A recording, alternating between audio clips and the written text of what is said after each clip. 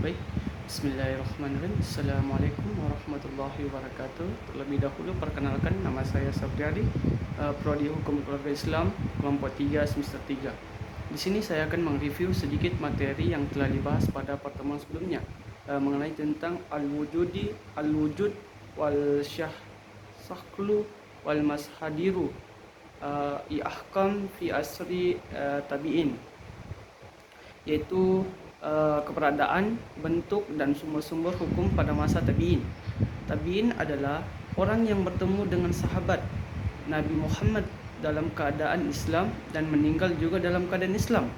Pada masa tabi'in juga bertetapan dengan masa dinasti Umayyah dalam upaya agar syariat Islam tetap dijalankan. Maka Umar bin Khattab melarang sahabat-sahabat keluar dari Mekah. Sedangkan pada masa Utsman bin Affan, bahwa perkembangan Islam semakin pesat, maka dia menyuruh para sahabat-sahabat untuk menyebar ke daerah-daerah kekuasaan Islam. Dari situ para sahabat mulai menyebar, seperti di kota Mekah ada sahabat yang bernama Abdullah bin Abbas, di kota Madinah dan ada sahabat bernama Said bin Sabit, Aisyah, Abu Hurairah, dan Abdullah bin Umar.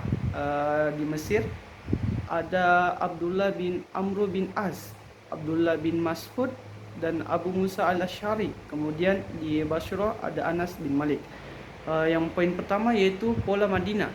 Pola tekstual yaitu atau literal, sesuai syariat saja, menetapkan hukum sesuai dengan teks atau nas syariat yang ada. Contoh, jika minuman keras khamar dilarang, maka hanya khamar saja yang dilarang. Adapun fokusnya yaitu tidak memikirkan masalah yang belum terjadi.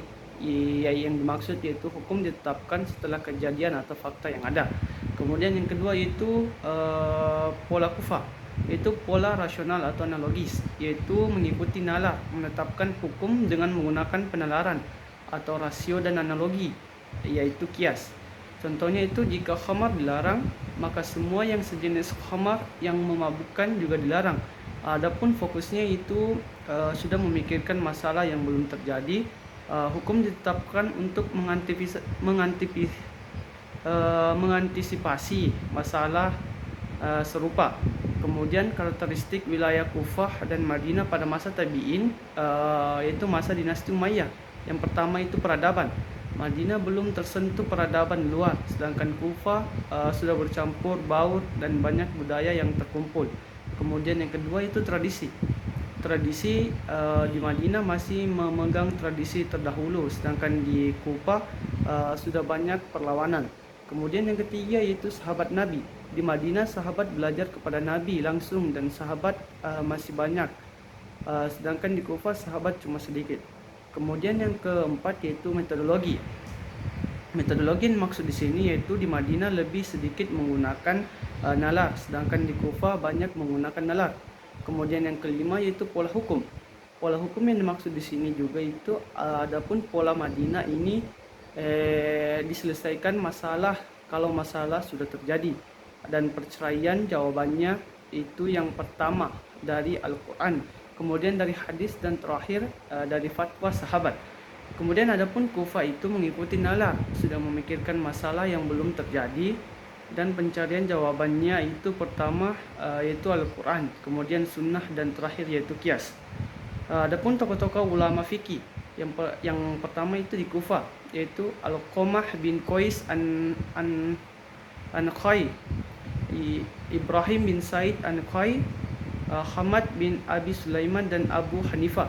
Kemudian di Madinah yaitu Rabia Ar-Rai, Nafi Maulah, Ibnu Umar, dan Malik. Selanjutnya yaitu tiga aliran besar dalam sejarah Islam. Yang pertama itu Syiah, muncul setelah wafatnya Nabi Muhammad SAW terkait persoalan kepemimpinan umat. Prinsipnya itu meyakini kepemimpinan harus berasal dari keturunan Ali bin Abi Thalib. Kemudian khasnya yaitu memiliki kitab-kitab hadis dan tafsir yang berbeda dari Sunni.